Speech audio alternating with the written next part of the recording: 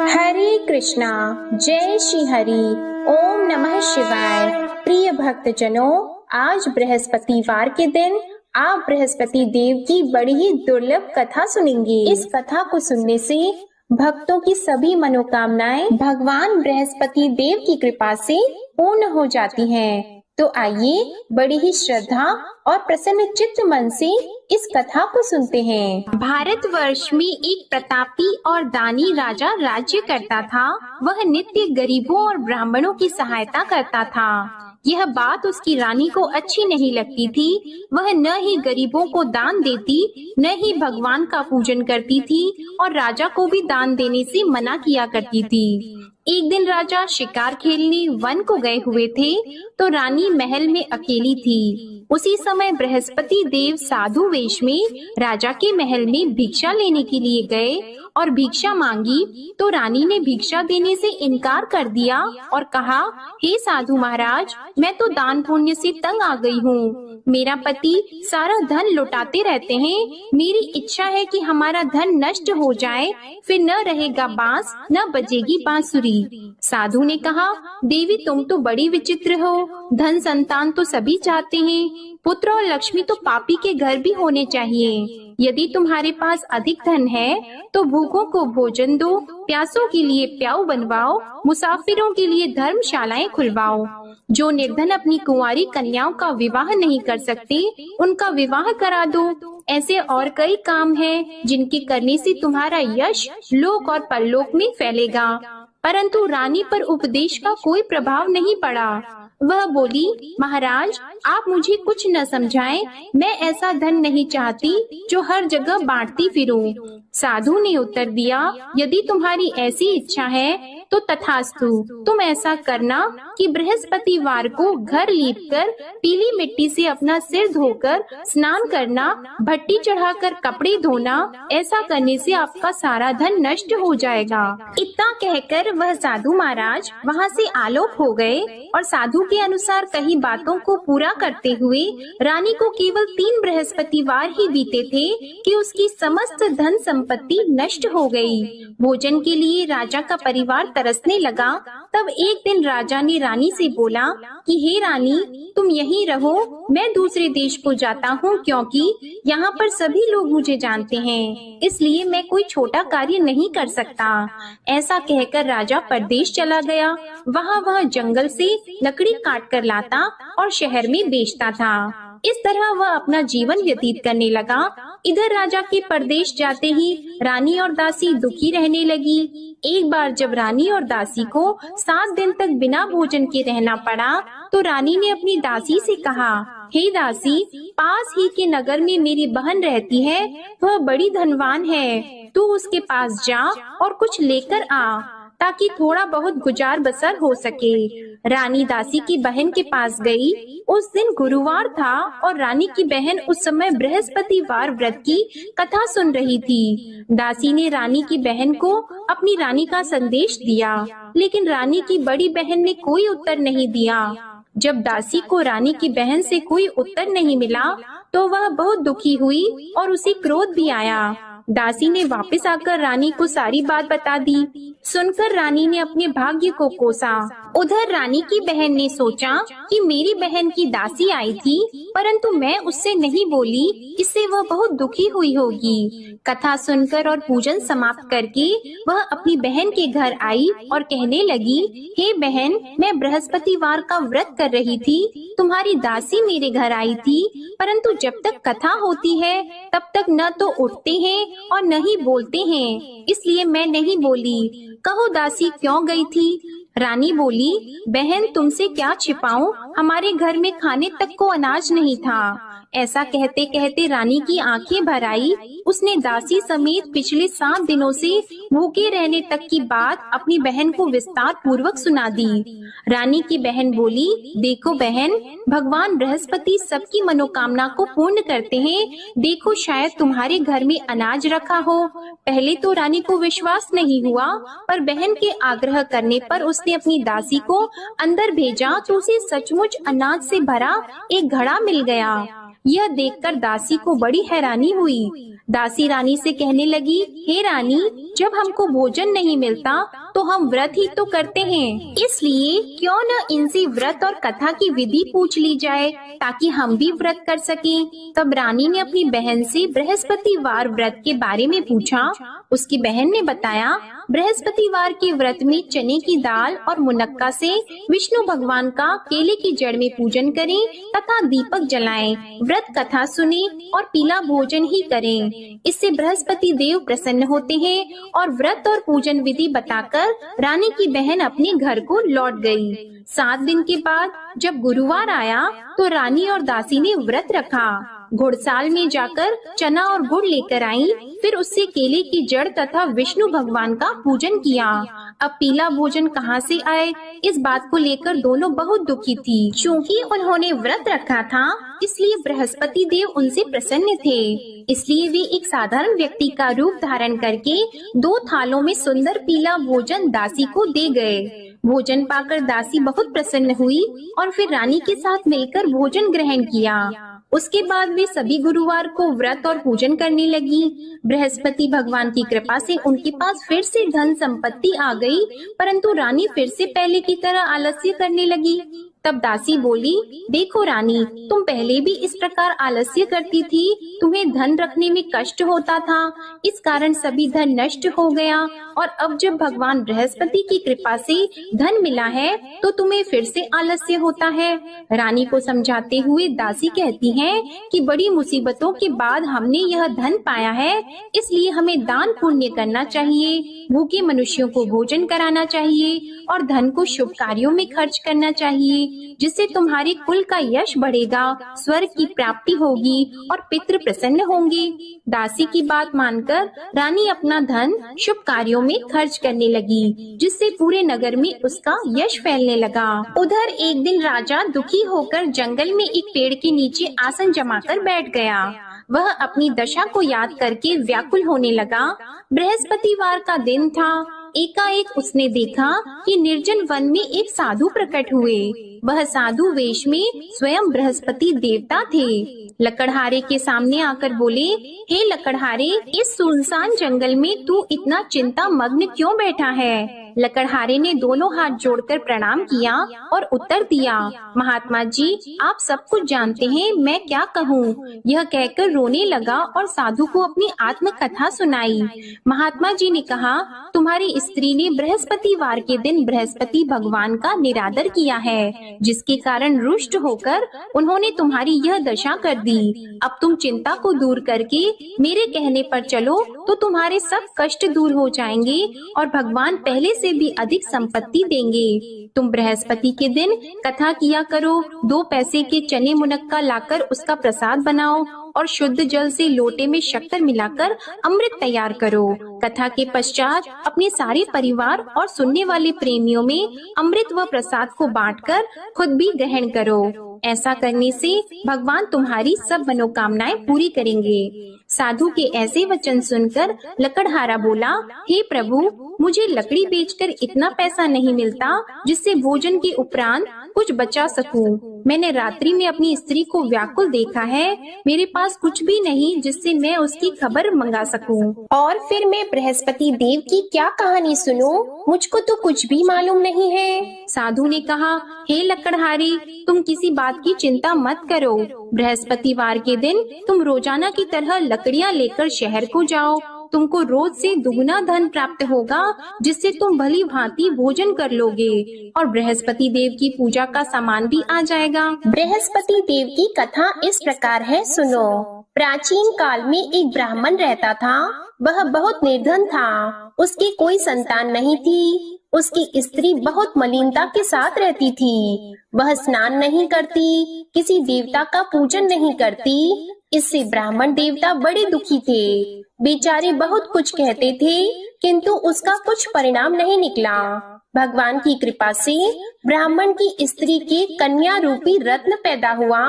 कन्या बड़ी होने पर प्रातः स्नान करके विष्णु भगवान का जाप और बृहस्पतिवार का व्रत करने लगी। अपने पूजन पाठ को समाप्त करके विद्यालय जाती तो अपनी मुट्ठी में जौ भर के ले जाती और पाठशाला के मार्ग में डालती जाती। तब ये जौ स्वर्ण के हो जाते तो लौटते समय उनको बीन कर घर ले आती। एक दिन वह बालिका सूप में उस सोने की जौ को फटक कर साफ कर रही थी कि उसके पिता ने देख लिया और कहा, हे बेटी, सोने की जौ के लिए सोने का सूप होना चाहिए। दूसरे दिन बृहस्पतिवार था। इस कन्या ने व्रत रखा और बृहस्पति देव से प्रार्थना करके कहा, मैंने आपकी पूजा सच्चे मन से की है, तो मेरे लिए सोने का सूप दे दो। बृहस्पति देव ने उसकी प्रार्थना स्वीकार कर ली। रोजाना की तरह वह कन्या जौ फैलाती हुई जाने लगी। जब लौटकर जौ बीन रही थी तो बृहस्पति देव की कृपा से सोने का सूप मिला। उसे वह घर ले आई और उसमें जौ साफ करने लगी, परंतु उसकी माँ का वही ढंग रहा। एक दिन की बात है कि वह कन्या सोने के सूप में जौ साफ कर रही थी। उस समय उस शहर का राजपुत्र वहाँ से होकर निकला। इस कन्या के रूप और कार्य को देखकर मोहित हो गया और अपने घर आकर भोजन और जल त्याग कर उदास होकर लेट गया। राजा को इस बात का पता लगा तो अपने प्रधानमंत्री के साथ उसके पास गए और बोले, हे बेटा, तुम्हें किस बात का कष्ट है? किसी ने तुम्हारा अपमान किया है अथवा और कोई कारण हो सो कहो, मैं वही कार्य करूँगा जिससे तुम्हें प्रसन्नता हो। अपने पिता की राजकुमार ने बातें सुनी तो वह बोला, मुझे आपकी कृपा से किसी बात का दुख नहीं है। किसी ने मेरा अपमान नहीं किया है, परंतु मैं उस लड़की से विवाह करना चाहता हूँ जो सोने के सूप में जौ साफ कर रही थी। यह सुनकर राजा आश्चर्य में पड़ गया और बोला, हे बेटा, इस तरह की कन्या का पता तुम ही लगाओ, मैं उसके साथ तेरा विवाह अवश्य ही करवा दूंगा। राजकुमार ने उस लड़की के घर का पता बताया। तब मंत्री उस लड़की के घर गए और ब्राह्मण देवता को सभी हाल बताया। ब्राह्मण देवता राजकुमार के साथ अपनी कन्या का विवाह करने के लिए तैयार हो गए तथा विधि विधान के अनुसार ब्राह्मण की कन्या का विवाह राजकुमार के साथ हो गया। कन्या के घर से जाते ही पहले की भांति उस ब्राह्मण देवता के घर में गरीबी का निवास हो गया। अब भोजन के लिए भी अन्न बड़ी मुश्किल से मिलता था। एक दिन दुखी होकर ब्राह्मण देवता अपनी पुत्री के पास गए। बेटी ने पिता की दुखी अवस्था को देखा और अपनी माँ का हाल पूछा। तब ब्राह्मण ने भी सभी हाल कहा। कन्या ने बहुत सा धन देकर अपने पिता को विदा कर दिया। इस तरह ब्राह्मण का कुछ समय सुखपूर्वक व्यतीत हुआ। कुछ दिन के बाद फिर वही हाल हो गया।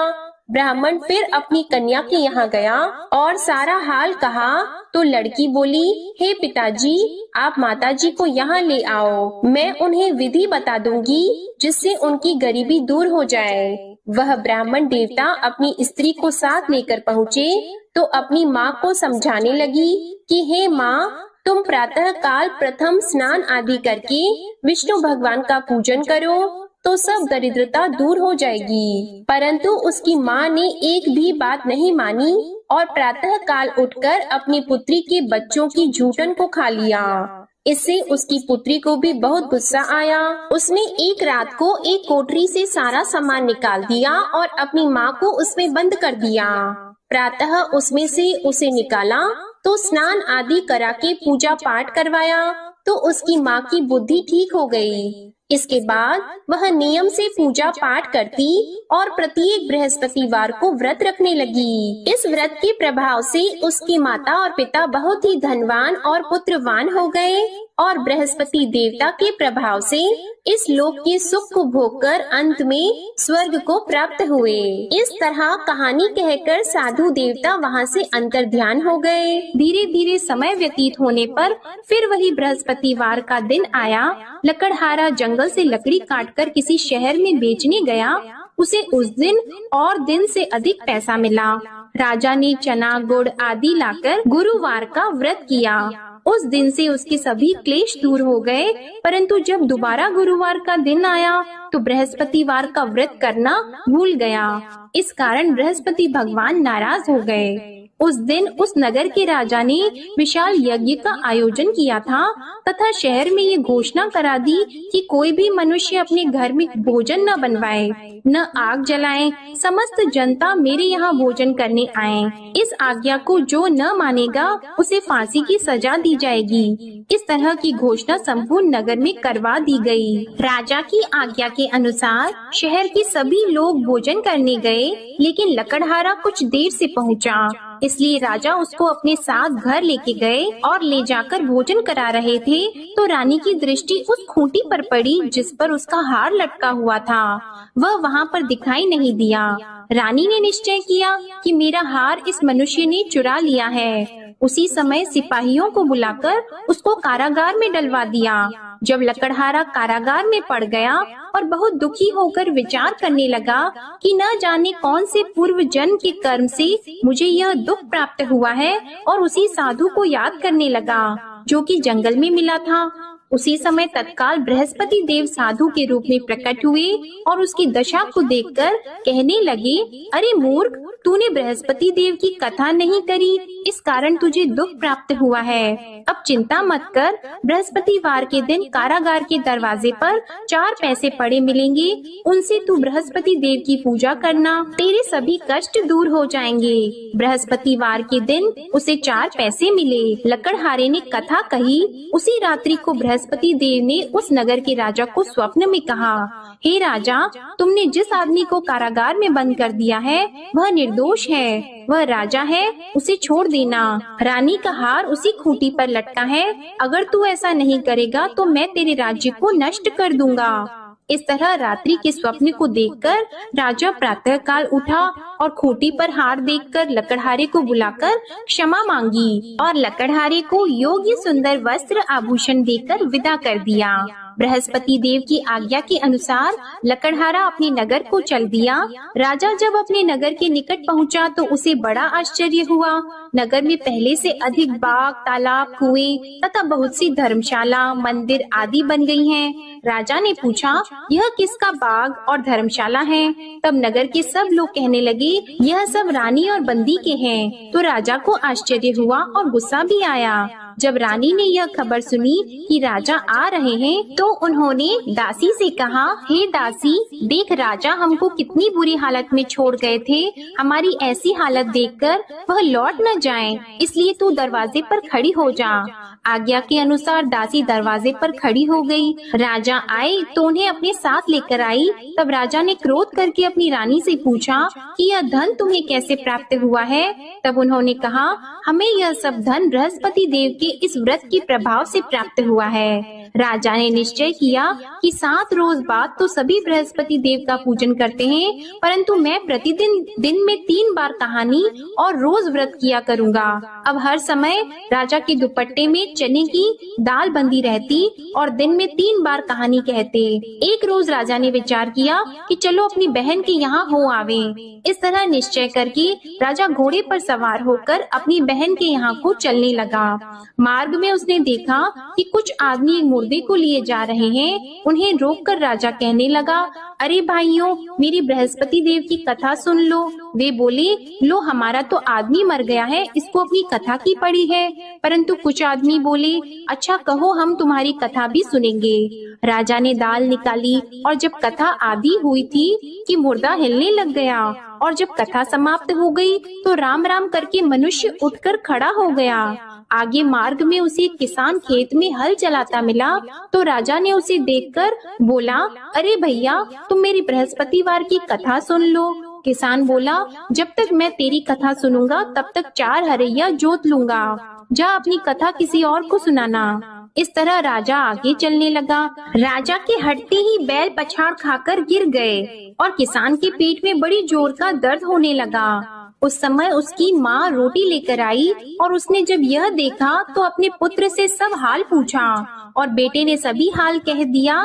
तो बुढ़िया दौड़ी दौड़ी उस घुड़सवार के पास गई और उससे बोली कि मैं तेरी कथा सुनूंगी, तू अपनी कथा मेरे खेत पर चलकर ही कहना। राजा ने बुढ़िया के खेत पर जाकर कथा कही, जिसके सुनते ही वह बैल उठकर खड़े हुए तथा किसान के पेट का दर्द भी बंद हो गया।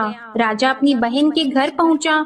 बहन ने भाई की खूब मेहमानी की। दूसरे रोज प्रातः काल राजा जगा तो वह देखने लगा कि सब लोग भोजन कर रहे हैं। राजा ने अपनी बहन से कहा, ऐसा कोई मनुष्य है जिसने भोजन नहीं किया हो? मेरे बृहस्पतिवार की कथा सुन ले। बहन बोली, हे भैया, यह देश ऐसा है कि पहले यहाँ लोग भोजन करते हैं, बाद में अन्य काम करते हैं। अगर कोई पड़ोस में हो तो देख आऊं। वह ऐसा कहकर देखने चली गई, परंतु उसे कोई ऐसा व्यक्ति नहीं मिला जिसने भोजन न किया हो। अतः वह एक कुम्हार के घर गई, जिसका लड़का बीमार था। उसे मालूम हुआ कि उनके यहाँ 3 रोज से किसी ने भोजन नहीं किया है। रानी ने अपने भाई की कथा सुनने के लिए कुम्हार से कहा। वह तैयार हो गया। राजा ने जाकर बृहस्पतिवार की कथा कही, जिसको सुनकर उसका लड़का ठीक हो गया। अब तो राजा की प्रशंसा होने लगी। एक रोज राजा ने अपनी बहन से कहा कि हे बहन, हम अपने घर को जाएंगे, तुम भी तैयार हो जाओ।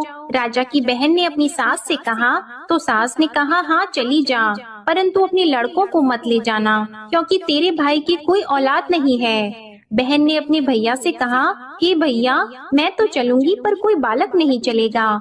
तो राजा बोला, जब कोई बालक नहीं चलेगा तब तुम ही क्या करोगी? बड़े दुखी मन से राजा अपने नगर को लौट आया। राजा ने अपनी रानी से कहा, हम निर्वंशी हैं, हमारा मुंह देखने का धर्म नहीं है और कुछ भोजन आदि नहीं किया है। रानी बोली, हे प्रभु, बृहस्पति देव ने हमें सब कुछ दिया है, वह हमें औलाद अवश्य देंगे। उसी रात को बृहस्पति देव ने राजा से स्वप्न में कहा, हे राजा उठो, सभी सोच त्याग दो, तेरी रानी गर्भ से है। राजा को यह बात सुनकर बड़ी खुशी हुई। 9वें महीने में उसके गर्भ से एक सुंदर पुत्र पैदा हुआ। तब राजा बोला, हे रानी, स्त्री बिना भोजन के रह सकती है, पर बिना कहे नहीं रह सकती। जब मेरी बहन आएगी तुम उससे कुछ मत कहना। रानी ने सुनकर हाँ कर दिया। जब राजा की बहन ने यह शुभ समाचार सुना तो वह बहुत खुश हुई और बधाई लेकर अपने भाई के यहाँ आई। तभी रानी ने कहा, घोड़ा चढ़कर तो नहीं आई है, गधा चढ़कर आई है। राजा की बहन बोली, भाभी, मैं इस प्रकार न कहती तो तुम्हें औलाद कैसे मिलती? बृहस्पति देव ऐसे ही हैं, जैसी जिसके मन में कामनाएं हैं सभी को पूर्ण करते हैं। जो सद्भावना पूर्वक बृहस्पतिवार का व्रत करता है एवं कथा पढ़ता है अथवा सुनता है, दूसरों को सुनाता है, बृहस्पति देव उनकी सभी मनोकामनाएं पूर्ण करते हैं। बृहस्पति देव उनकी सदैव रक्षा करते हैं। जो संसार में सद्भावना और सच्चे हृदय से बृहस्पति देव का पूजन करते हैं, उनकी सभी मनोकामनाएं उसी प्रकार पूर्ण होती हैं, जैसे राजा और रानी ने बृहस्पति देव की कथा का गुणगान किया। उनकी सभी इच्छाएं बृहस्पति देव ने पूर्ण की। मनुष्य को हृदय से उनका मनन करते हुए जयकारा करना चाहिए। तो प्रेम से बोलिए, बृहस्पति देव की जय, विष्णु भगवान की जय, समस्त देवी देवताओं की जय। अब आप भगवान बृहस्पति देव की आरती श्रवण कीजिए। ओम जय बृहस्पति देवा, ओम जय बृहस्पति देवा, छिन छिन भोग लगाऊं कदली फल मेवा। ओम जय बृहस्पति देवा, तुम पूर्ण परमात्मा, तुम अंतर्यामी, जगत पिता जगदीश्वर, तुम सबके स्वामी। ओम जय बृहस्पति देवा, चरणामृत निज निर्मल, सब पातक हरता, सकल मनोरथ दायक, कृपा करो भरता। ओम जय बृहस्पति देवा, तन मन धन अर्पण कर, जो जन शरण पड़े, प्रभु प्रकट तब होकर, आकर द्वार खड़े। ओम जय बृहस्पति देवा, दीन दयाल दयानिधि, भक्तन हितकारी, पाप दोष सब हरता, भव बंधन हारी। ओम जय बृहस्पति देवा, सकल मनोरथ दायक सब संशय तारो, विषय विकार मिटाओ संतन सुखकारी। ओम जय बृहस्पति देवा, जो कोई आरती तेरी प्रेम सहित गावे, ज्येष्ठानंद बंद सो निश्चय ही पावे। ओम जय बृहस्पति देवा, ओम जय बृहस्पति देवा। प्रेम से बोलिए भगवान बृहस्पति देव की जय। बोलिए भगवान श्री लक्ष्मी नारायण जी की जय। आपको आज की कथा पसंद आए, आरती पसंद आए तो वीडियो को लाइक कीजिएगा, शेयर कीजिएगा, कमेंट में भगवान बृहस्पति देव जी की जय लिखिएगा और चैनल को भी सब्सक्राइब कीजिएगा। इसी के साथ आज आप हमारे चैनल पर गुरु पूर्णिमा की कथा और आषाढ़ पूर्णिमा की कथा और श्री सत्यनारायण भगवान की व्रत कथा भी जरूर सुनिएगा। प्रेम से बोलिए भगवान श्री बृहस्पति देव की जय।